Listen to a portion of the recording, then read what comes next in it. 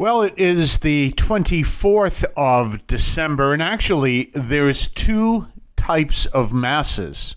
Two masses, I guess you can say. And we're going to look at one of them, and we're not going to look at the other. Well, what are the two masses? They are, in fact, Wednesday, the 24th of December. Actually, officially, it is the 24th of December. That is the name of the Mass. The other one is Christmas Eve. Well, we're not going to look at that because that's for Christmas. And Christmas is interesting because it's got three masses you can do. Actually, I think four. It's got the Vigil, it's got the Midnight Mass, the Mass at Dawn, and then finally Christmas Day. That's why on Christmas, I always preach on the day. I don't preach on the readings because you have four readings. Four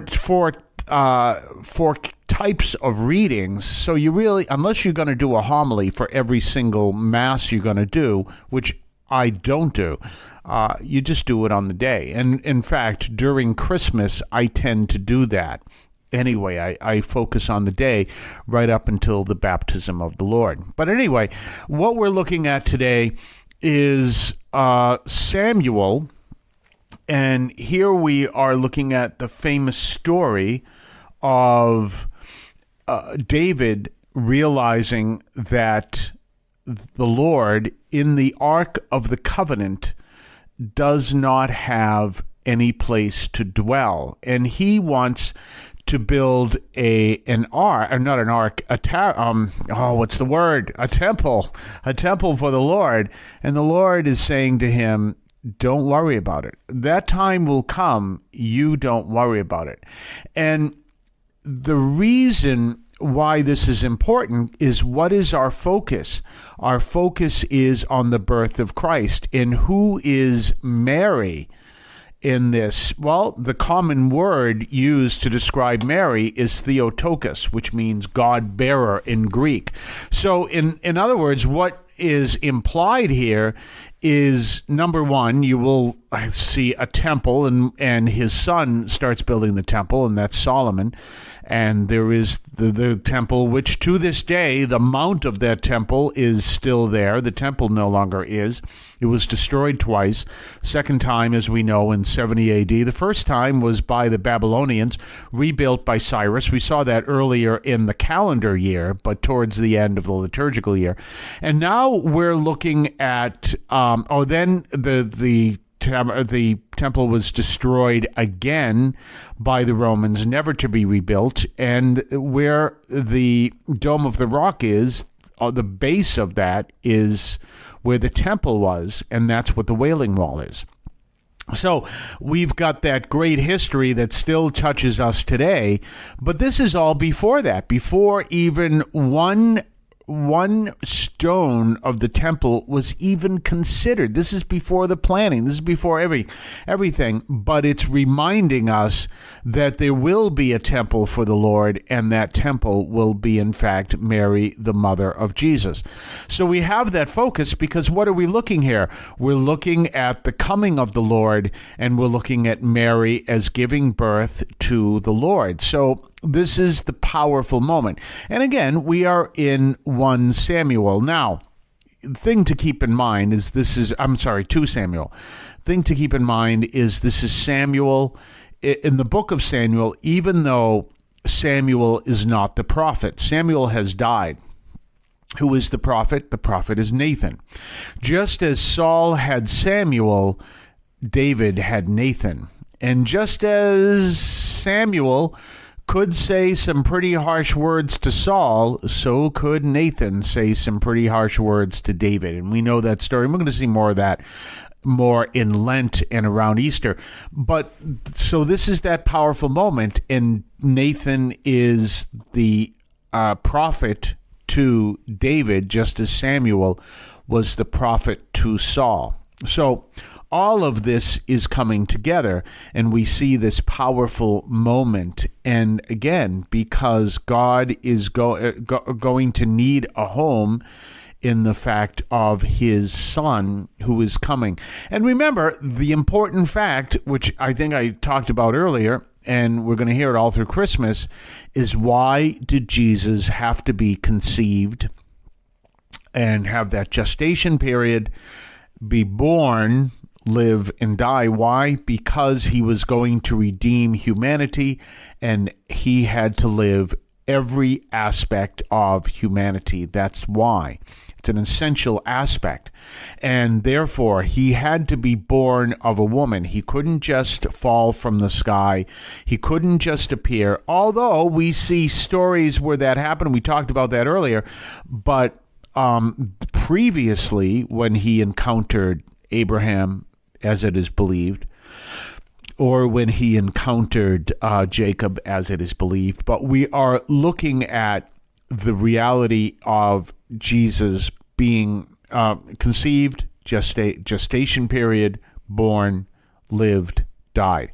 And the reason why that's important comes much later. It actually comes as central to, I believe, the Council of Nicaea. Now, one of the things to understand, I say, but yeah, I could go look this up and I could study it in the whole bit. But remember, I do this off the top of my head.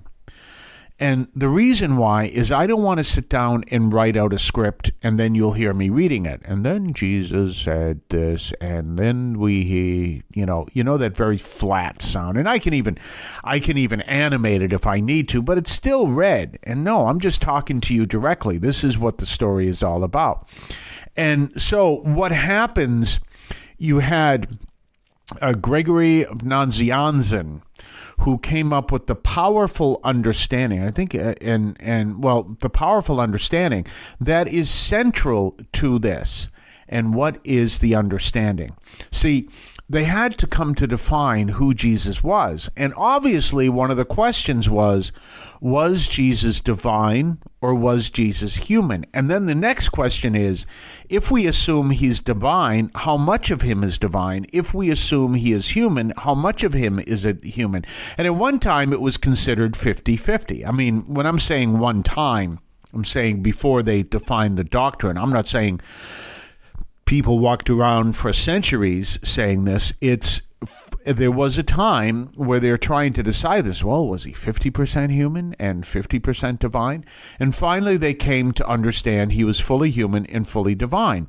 And one of the understandings of his humanity is that Jesus died on the cross, and therefore he was crucified. And what had to be crucified for us to be saved was his humanity. And he had to be 100% human, or we who are 100% human could not have been saved. Because I believe it was Gregory of Nazianzen came out and says, what was not crucified was not saved. And so that's why Jesus had to be conceived, go through a gestation period, born, which was the 9 months of pregnancy. Born, and then live as a human being, and then die, because what was not crucified was not saved, and therefore he had to be fully human. And this is where we come into, well, how much was he human? How much was he divine? 100% human, 100% divine. I know that is 200%. Yes, I fully understand. But that's the way it is. Fully human, fully divine. This is an important distinction. And this was determined in many of the great prayerful and intense discussions of what is called Christology, which is the study of Jesus Christ. Who is Jesus Christ? So all of this comes together. And so now you have this precursor, this foreshadowing, which would be a great word to use, this foreshadowing of his birth, but all the way back to David when he's looking for a temple. Now, remember, at the time, what you had as the temple of the Lord, in a sense, was really the Ark of the Covenant, which was considerably smaller, obviously, than the temple. And inside the Ark of the Covenant was, in fact, the Ten Commandments, the actual Ten Commandments. Great movie, wonderful movie. That was back in 1980 where all these great movies came out. Raiders of the Lost Ark, Airplane, All these great, powerful movies came out in 1980. It was a great year for movies. Well, Raiders of the Lost Ark had that whole story of the ark. That's what David had sitting under a tent that he wanted to see in a temple. And the Lord said, no, that time will come. But now we're seeing a new manifestation. We're seeing that same Lord who was present to the people in the temple become present to the people in Jesus himself. So we're seeing that as well. So this is the further development. And this is one of the reasons, by the way, I am a firm believer of evolution. Because, as I say all the time, when people say they don't believe in evolution, fine, that's their choice.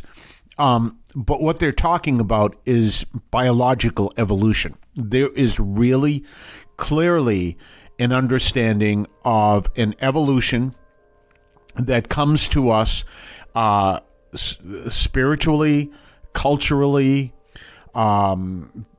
We talked about biologically, and intellectually, technologically. All this stuff is there when we look at the different forms of a growth in understanding. And part of that growth in understanding is that people build an ability to understand. And so what's happening is David wants to build a temple. That time hasn't arrived yet. Jesus is going to live among the people, but in the time of David, in the time of Solomon, all the way down the line, that time hasn't arrived yet. You need a passage of time and a furthering of humanity in order for that to happen. And then Jesus arrives at the fullness of time. So the obvious question would be, well, why couldn't Jesus have arrived during the time of David or the time of Saul or the time of Judges? Wasn't the fullness of time. Humanity wasn't ready yet. And humanity becomes ready at the fullness of time in Jesus arriving through the human birth process through Mary. And of course, Joseph is the foster father who is the actual father of the Holy Spirit. So that brings up to another thing.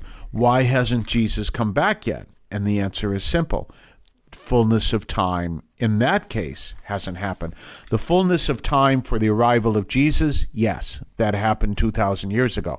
The fullness of time for Jesus coming back again, that hasn't come yet, and we're still waiting. So these are some pretty powerful things that we're looking at, we're understanding, and this whole picture of who Jesus is, and also this picture of who Mary is, we understand she is Theotokos.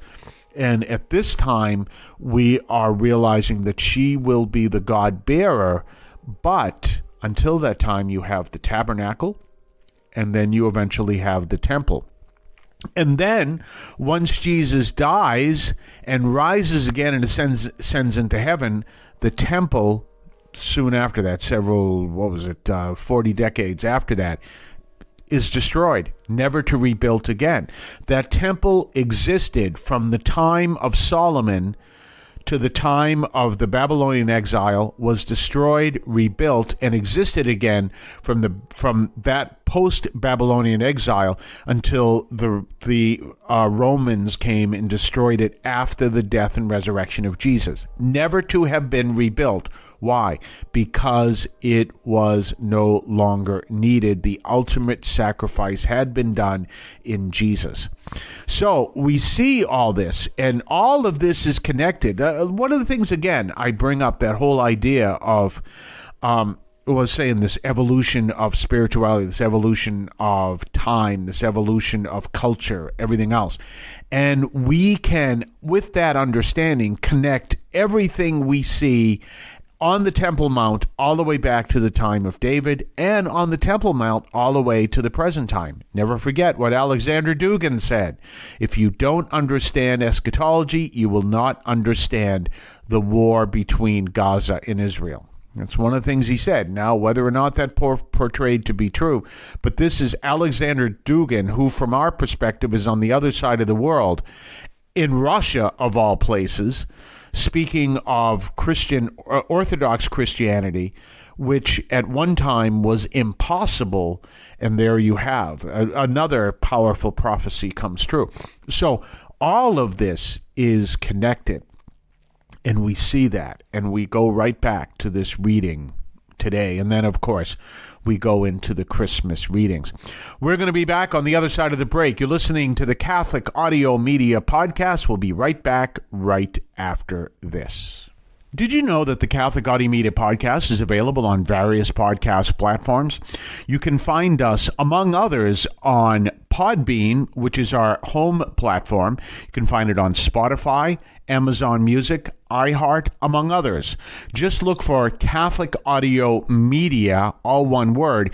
On some platforms, such as Spotify, look for Catholic Audio Media, 3 words, and subscribe and listen to the Catholic Audio Media Podcast. Don't forget to subscribe to us on Patreon. Patreon.com/Catholic Audio Media. Patreon.com/Catholic Audio Media.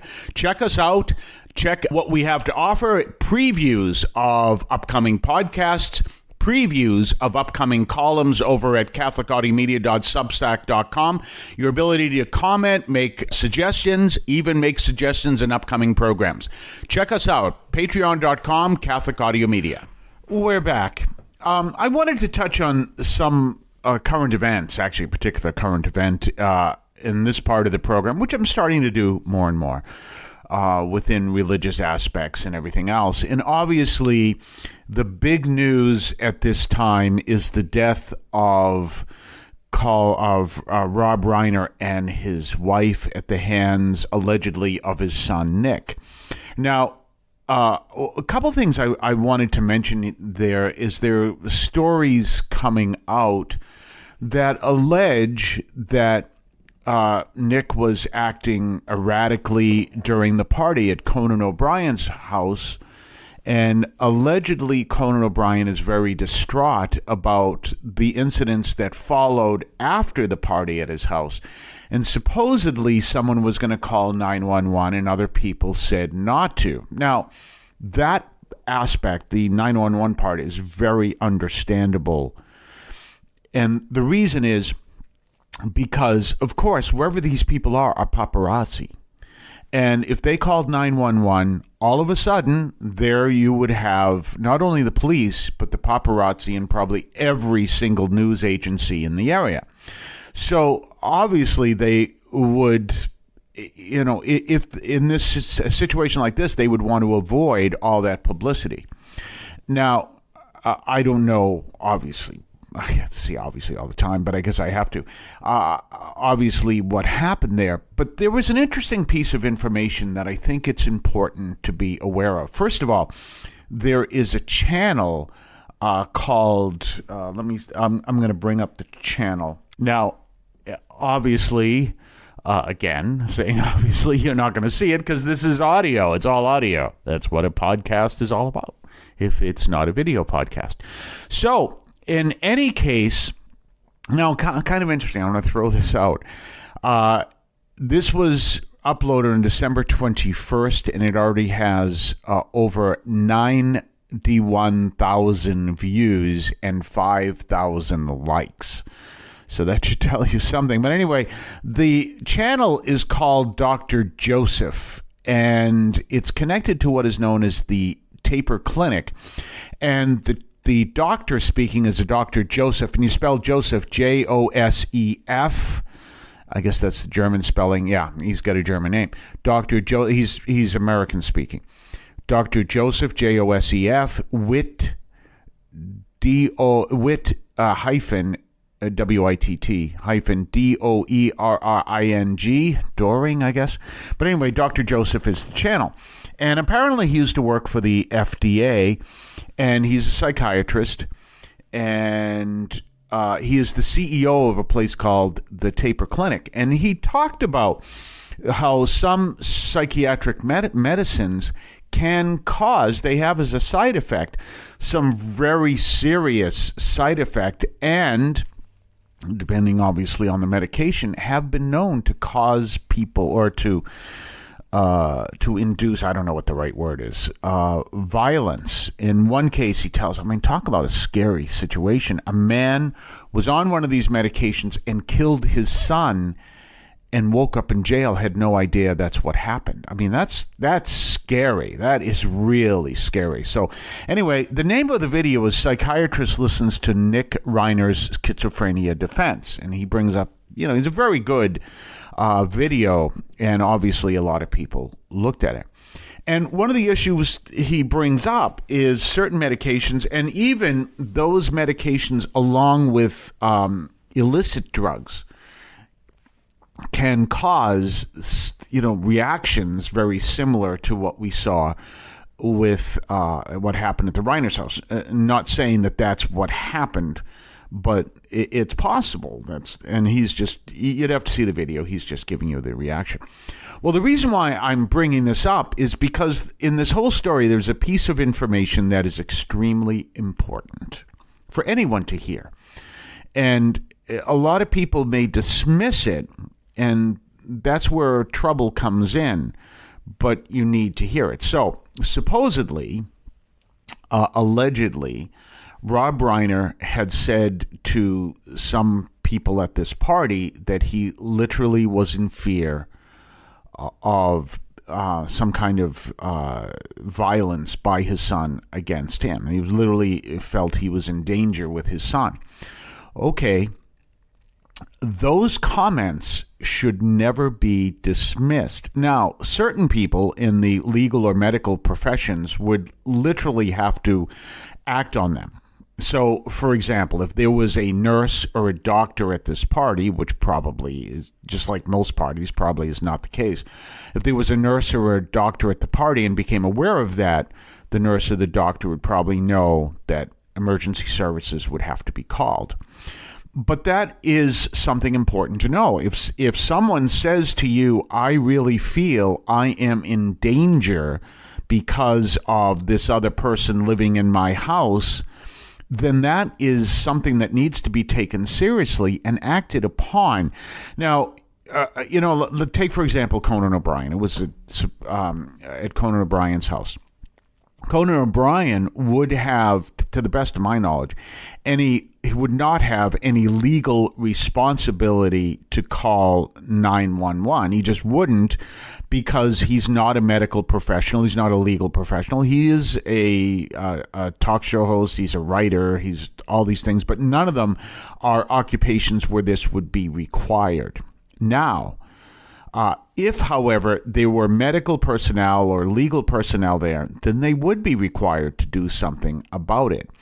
And however, the other side of that is important, and that is, just so you know, if you are in that situation, you probably don't have a legal responsibility to do anything about it, but you do have the right to do something about it. So if you have a party, and we'll say same situation, someone is there and they're acting very erratic, they have some kind of mental health issues and they're on some kind of medication, and someone says, I really feel this person living in my house is a danger to me, then you don't have a legal responsibility, but you can call and you can say this is a serious situation and call the EMTs.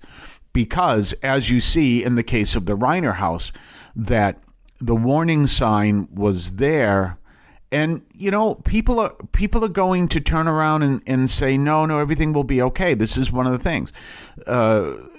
Apparently or allegedly, Nick Reiner was suffering from some very severe mental health issue and dealing with his addiction and other things, allegedly.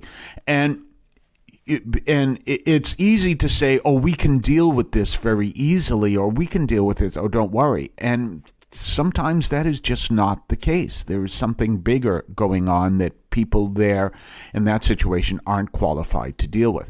I had a situation once where My phone, when I was at this particular parish, was set up that if you called the parish, the call would forward to my cell phone.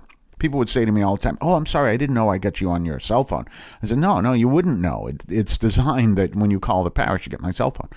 So that you could, because I always hate it when you call parishes and no one answers. That drives me nuts. So in any case, that's the way it was set up. Well, this woman parishioner in the parish, she called and she said that she felt suicidal. Now, the parish was south of Boston. I was up by the New Hampshire border at a meeting. And fortunately, we had this, which I hope every parish eventually has. We had a parish nurse. And so I called the parish nurse, explained to her what happened, said, I'm up in Lowell, I'm going to run down. And we had to react right away and talk to her and then bring in medical personnel. Because even though we could say, oh, no, you're not, you'll be fine, we don't know that. And so we had to take certain actions because we had to take those words seriously. And a lot of times that doesn't happen in like a situation such as a Christmas party or something like that. Because people say, no, we know this guy, we've known him all our life, nothing like that's going to happen. But you don't know that, especially as we've learned from this video, which I highly recommend to you, especially if you're dealing with some medication that has as its side effects that possibility. I mean, he shows, this Dr. Joseph shows right on the literature on the medication how that literally is some of the side effects. So always keep that in mind. If someone says something that you think this is pretty serious, you may not have a legal responsibility, and if you do, you have to act on it. But you may want to act on it anyway because those words really need to be taken seriously when people make those words to you. We're going to talk more on the other side of the break. You're listening to the Catholic Audio Media Podcast. We'll be right back right after this. You can now leave a message for us, which we can air and discuss on this program. Just call 617-297-7452. That's 617-297-7452. 617-297-7452. Feel free to call, leave a comment, a question, or even feedback, and we may play it on the air. I can discuss your comment or question as well, so give that a try. 617-297-7452, 617-297-7452. Don't forget to subscribe to us on Patreon. Patreon.com/Catholic Audio Media. Patreon.com/Catholic Audio Media. Check us out. Check what we have to offer. Previews of upcoming podcasts. Previews of upcoming columns over at catholicaudiomedia.substack.com. Your ability to comment, make suggestions, even make suggestions in upcoming programs. Check us out. Patreon.com, Catholic Audio Media. We're back. So we discussed that. So that's an important thing. I'm going to tell you another thing that is really important. I'm going to actually beg you to do something about that. Someone is on oxygen and they smoke. Find a way to tell them either one or the other. You can be on oxygen, you can smoke. The two do not go together. Either one or the other. That's very important. There were cases of people who are on oxygen and they smoke, and there's a bad combination of both, and their whole house goes up with them in it. So that's another thing. If you're visiting someone over Christmas, you can say to them, oxygen or smoking, you can't do both. That's very important. And anyway, we're going to be back tomorrow. We will have a Christmas show. It will be similar to all the other shows we've done. I'm not going to do anything special per se, but we will have a Christmas show, and we will have a show for Friday, which is December 26th, which of course is the feast of St. Stephen. Isn't it fascinating? You have Christmas, the whole powerful day of Christmas, and then the first day after Christmas, we celebrate a martyr after Jesus ascended into heaven. And the person who helped the person become a martyr by assisting in his killing was a man who later was known as St. Paul. There's a story. That's for the 26th. That's the feast of St. Stephen. In any case, We'll be back then. Have yourself a blessed Christmas. The Catholic teaching in this podcast is reflected and presented as accurately as possible. The opinions expressed are those of the participants and do not necessarily reflect those of the Archdiocese of Boston or any other institution.